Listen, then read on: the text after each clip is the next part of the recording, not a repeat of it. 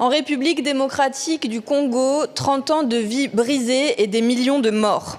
Depuis la Seconde Guerre mondiale, jamais un conflit n'a été aussi meurtrier. Le M23, milice appuyée par l'armée rwandaise, poursuit chaque jour son offensive et chaque jour donc en RDC, des enfants sont exécutés, des femmes sont violées et des êtres humains sont torturés. Le pillage du Congo l'a transformé en cimetière.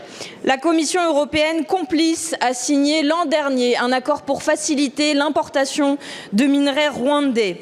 Mais la majorité de ce minerai, Monsieur le Premier ministre, il vient de l'Est du pays voisin. Le coltan, l'étain, le cobalt, le tungstène, tous ces minerais ont l'odeur du sang. Il faut un embargo pour que cessent les dividendes de la mort et pour que cessent les aventures criminelles de Total et des autres multinationales engagées là-bas. Aujourd'hui, je salue les artistes qui sont mobilisés avec Solidarité Congo. Je salue aussi les citoyens, les supporters qui refusent que se poursuive le partenariat entre le Paris Saint-Germain et le Rwanda, alors qu'il s'est affiché encore hier soir sur toutes les télévisions du monde. Mais la réaction de la France, elle, n'est pas à la hauteur.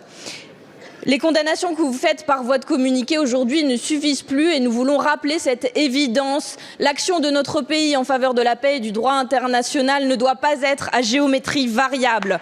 En RDC, comme partout, les criminels de guerre doivent être poursuivis et jugés. En RDC, comme partout, les frontières doivent être respectées.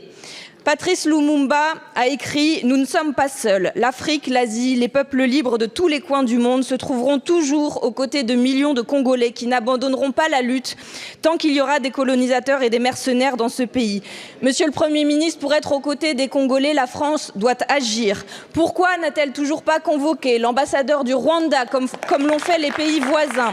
Pourquoi n'avez-vous pas pris de sanctions économiques contre le Rwanda comme nous vous l'avons demandé il y a plus d'un an maintenant? Indifférence généralisée de la communauté internationale, le bruit des balles siffle au Nord Kivu. L'Est du Congo est dévasté par une guerre depuis 30 ans. Des crimes contre l'humanité, des millions de morts. Des astres humanitaires, les chiffres de l'ONU sont accablants. Avec 7 millions de déplacés internes en 2024, 500 000 déplacés pour ce mois de janvier 2025. Les causes du conflit sont économiques. L'or, le coltan, le sous-sol congolais regorge de minerais stratégiques, minerais de sang, tant leur présence ont causé tant de morts. Nous ne pouvons pas fermer les yeux face aux violations du droit international, demeurer silencieux face au soutien militaire du Rwanda au M23. Rester sourds face aux appels des civils du plus grand pays francophone au monde. Des casques bleus des forces onusiennes sont morts. Les États-Unis demandent à leurs ressortissants de quitter la RD Congo. La Grande-Bretagne et la France appellent leurs ressortissants à quitter Goma, ville de 2 millions d'habitants. Mais où iront les civils, alors que leur coltan continue d'être acheminé pour la fabrication de nos téléphones? Alors, allons-nous rester immobiles face à la crise subie par le pays disposant de l'une des plus grandes forêts du monde? Allons-nous rester sans rien faire alors qu'il y a des Français sur place? Nos compatriotes sont engagés dans des ONG pour venir en aide aux déplacés de guerre. Aujourd'hui, nos compatriotes sont bloqués à cause de la guerre. Nous leur apportons notre soutien. L'aéroport de Goma est sous contrôle de l'armée rwandaise et du M23. À Kinshasa, notre ambassade a été attaquée. Nous apportons notre soutien à nos diplomates et aux agents. Merci. À l'international, la parole de la France est devenue inaudible diplomatiquement à cause du « en même temps » du président. En mars 2023, Macron, bière à la main à Kinshasa, fait la fête et timidement pour parler de ce qui se passe à l'est du Congo. En 2024, le président Emmanuel Macron, encore une fois, encense Paul Kagame et parle de francophonie pour une médiation et de paix. Alors, Monsieur le ministre, allez-vous dénoncer l'accord de coopération militaire signé le 6 avril 2024 entre la France et le Rwanda? Allez-vous mettre des sanctions économiques et diplomatiques au Rwanda comme l'a fait l'Allemagne? Je vous remercie. Merci Madame la Présidente, Mesdames et Messieurs les députés, Madame la députée Clémence Guettet. L'offensive du M23 soutenue par le Rwanda à l'est de la RDC dans les Nord Kivu et Sud Kivu est inacceptable. Elle viole le droit international, la Charte des Nations Unies, l'acte constitutif de l'Union africaine. Elle a des conséquences humanitaires dramatiques dans une région qui compte désormais près de 7 millions de déplacés. Elle porte enfin atteinte à la stabilité de l'ensemble de la région. La position de la France est ferme. Nous condamnons l'offensive du M23 et le soutien du Rwanda. La position de la France a été constante.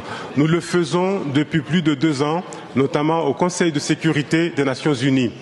Les autorités françaises sont mobilisées sur tous les fronts pour une désescalade rapide et l'adoption d'un cessez-le-feu.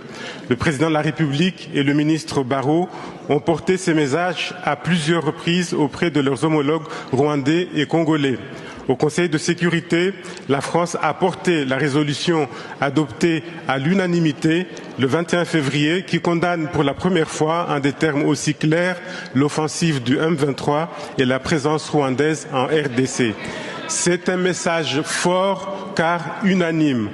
À Bruxelles, nous avons soutenu l'adoption de nouvelles mesures restrictives pour faire pression sur les partis et revenir à un processus politique.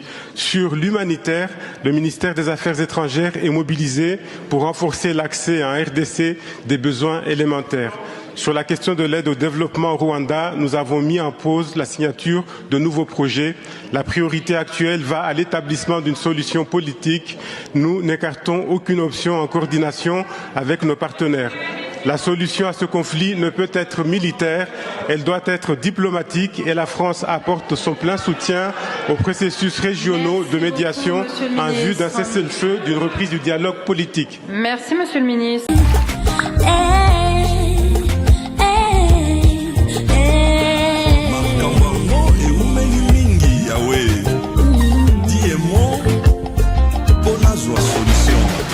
Cette histoire a duré très longtemps. Je demande ton intervention divine. Eh Yahweh, eh Yahweh, eh Yahweh, eh Yahweh.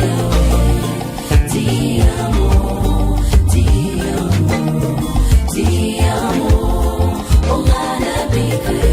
Jusqu'à quand leveras-tu?